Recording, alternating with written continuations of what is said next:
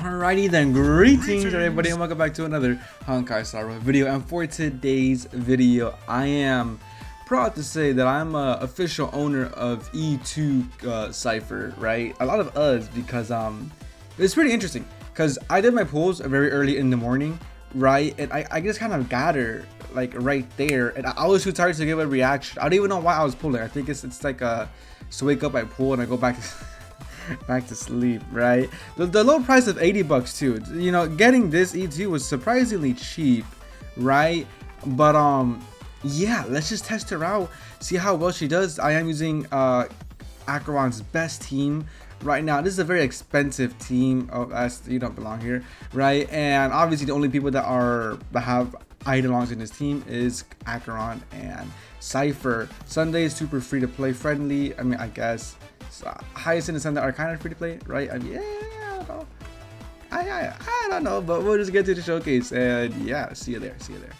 So I do think I should say this though. I'm not trying to get like a 0 cycle or anything, right? I just want to see how the numbers are doing and just use the character, right? Like E2 Cipher, very versatile. And I didn't even explain what her E2 does. So if you don't know what her E2 does, it basically gives you more vulnerability than JQ, right? And that's actually her more preferable Eidolon than her E1. Her E1 is like a tiny, like, honestly, her E1 is very ass, right? It's just a very minute damage increase. It's not, honestly, not that really good, but excuse me, her E2 is where it really counts. It just makes her very practical for pretty much any team in the game, right? She becomes JQ, but better, 250k, that's a lot. Our FUA doing 30k too, not the best, but I mean, Cipher is more of a support. Acheron doing 1.7 million though. We do love to see that, right? Those are some pretty thick and juicy numbers, although I don't see how we can get a 1 cycle clear. Yeah, there's just there is a way. Okay, so this is how you get the 1 cycle clear, doing a whopping 800k. That's pretty good, and I really did not want this guy to get the Crimson Ox Axe, but that's completely fine, right? From right here, Acheron is just going to be nuking, like actually just nuking, which we do love to see, right?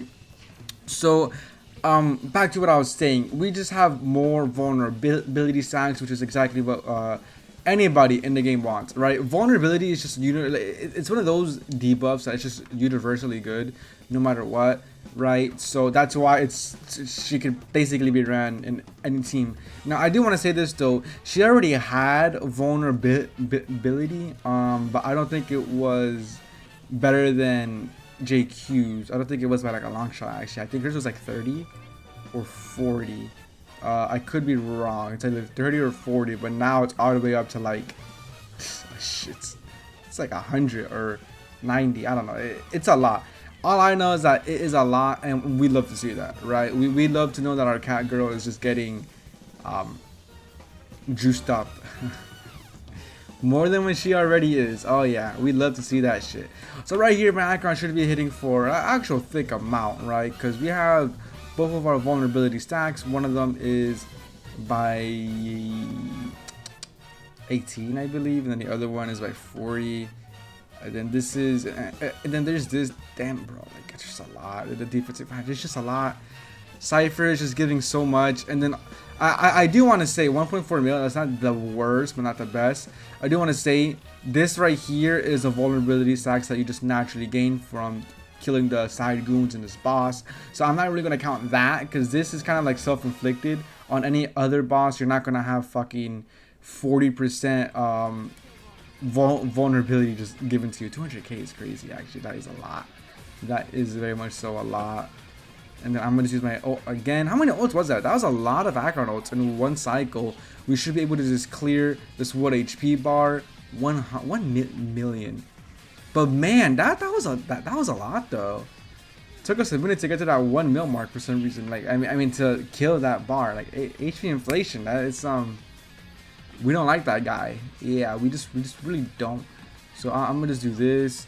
Get some nice damage. Make sure I have my Cipher ult, because we could probably clear very soon in all actuality, right? We just do this. 200k, bro. That's like, that is a lot. Thank you. A one cycle clear though with a very expensive team.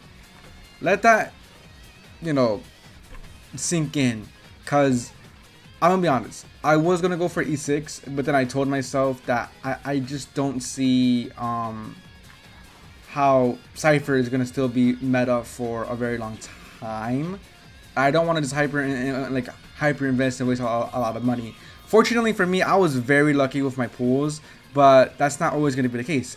I won every single 50-50 in like the last 4 months, right? And including my Cipher pools. So thankfully, you know, that just made that made me happy, right? Because of that, I was able to get my E2 Cipher for very cheap. My E2 Cipher, I only wasted 80 bucks. Let that sink in. Only 80 bucks. 1.6 billion too. That's a lot of damage. Only 80 bucks, right? I could have gone more. Could have gone E6 if I wanted to. And the reason why I'm bringing this up is because I'm not blinded by stupidity, right? I know what I'm doing. I know that this game is very predatory, and most importantly, it's Honkai Star Rail, right?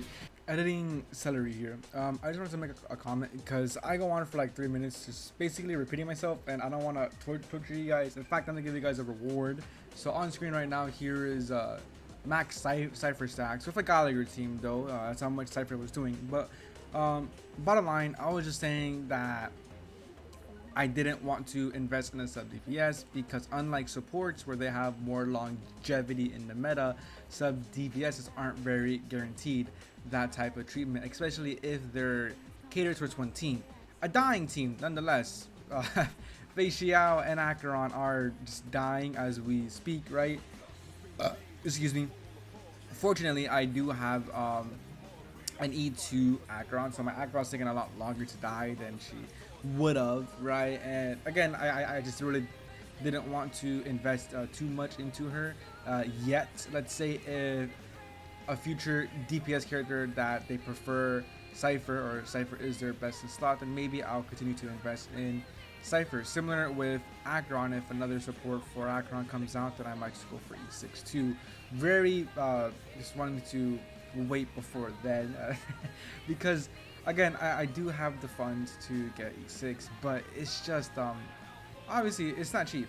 No matter what, no matter if I win every single 50-50, it's still a lot of pools that I would need to buy, right? And again, fortunately, I only got E2 Cipher for 80 bucks. Lucky as fuck. I am very lucky for that, but as I said in the video, that's not usually gonna be the case.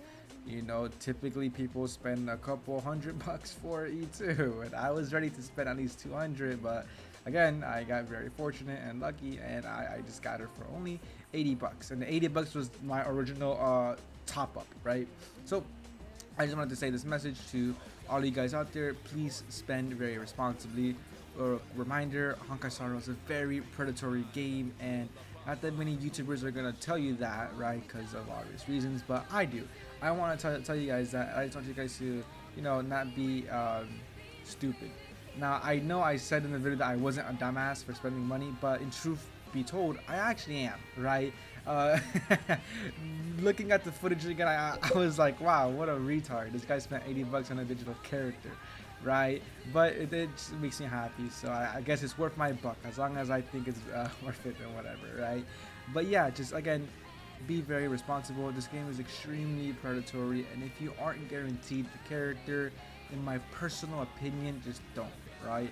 I went on to ramble saying things like people don't really have the funds to guarantee a character, right? So that's why spending is you know, it's kind of scarce. If you're not, people aren't guaranteed E0, S1, E something. And the reason why I'm saying this is because in my previous video, a lot of comments were talking about Eidolons. Oh, I think it was my previous video. I don't know which video is going to be uploaded first, this one or the other one, right? The tier list video or whatever, right? But People were saying and casually throwing Eidolons in the mix when I said fight on his ass. My brother, not everybody could get Eidolons. It's actually the vast minority of you guys that am I even using that word correctly? I'm probably not, but it's a very low percentage of players that actually get Eidolons compared to the large percentage of players that don't get Eidolons because they don't have the funds. Remember, Honkai Star Rail is mostly it's a game mostly carried by kids, right?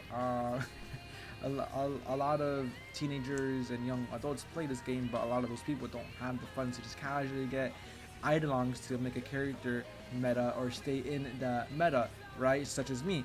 In my opinion, Acheron is pretty bad right now. She is definitely not T0.5, more like T1 or T2, right? But fortunately, I do have E2, so it just adds more longevity. You know, now I'm yapping. I'm making the video longer than what it originally was. Holy shit, this guy can't shut up.